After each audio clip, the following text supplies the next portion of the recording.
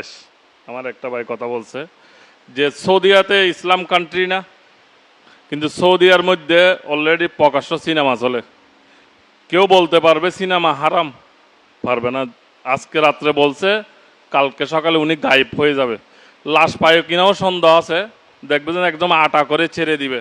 তাইলে খেলাফতের বিকল্প কোনো নাই। খেলাফতের বাংলাদেশ, ইসলামের বাংলাদেশ। আমি আর লম্বা যাচ্ছি না, কারণ এটা হলো অফিস উদ্বোধন, অফিসের বিষয় নিয়ে আমি কথা বলবো। চট্টগ্রাম মহানগর মানে বাংলাদেশ খেলাফত মজলিস চট্টগ্রামের ক্যান্টনমেন্ট। এই ক্যান্টনমেন্টে যতগুলা জমা থাকবে আমরা ততগুলা পাবো। এখানে যদি আমরা আমাদের এখান থেকে, কারণ কি আমরা 33,000 লাইনে নিব, নাকি 11,000 লাইনে নিব, নাকি 100 ওয়ার্ডে নিব, এটা আমাদের উপর। বিষয় হলো আমরা শুধু অফিস করলাম। আমরা যদি অফিস 50 বছর পরেও করি কোনো অসুবিধা নেই, কিন্তু অফিস করার পরে যদি অফিসটা বন্ধ হয়ে যায় তাহলে এটা খুব দুর্ভাগ্যজনক হবে। আমরা সবার প্রথমে খেয়াল রাখতে হবে যে আমাদের অফিসটা যেন ঠিক থাকে, এবং আলহামদুলিল্লাহ আগামী যেন পুরো একটা ফ্লোর আমরা নিতে পারি, এটা চিন্তা করবো। আর অধিকাংশ, যেমন আমাদের হাটাজারিতে কয়েকজন শিক্ষক আমাকে এই ধরে বলতেছে যে আপনার দাদার আমলে যে ছাত্ররা কোনো রাজনীতিক মিটিং দেখলেও তাকে নাম কাটিয়ে দেওয়া হয়েছে।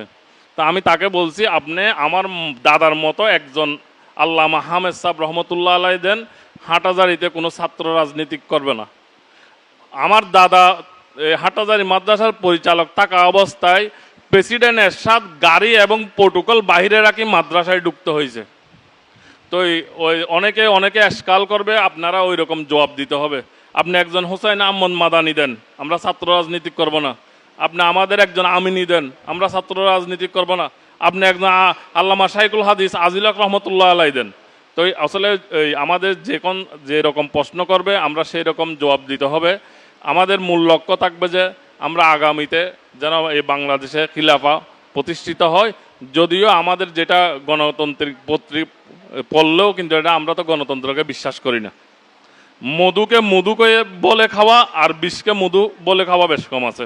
আমরা বিষকে বিষ বলেই খাবো, বিষকে মধু বলে কারোর কাছে কি করব না, প্রচার করব না। ওয়াখারি দাওয়ান আনিল হামদুলিল্লাহি রাব্বিল আলামিন।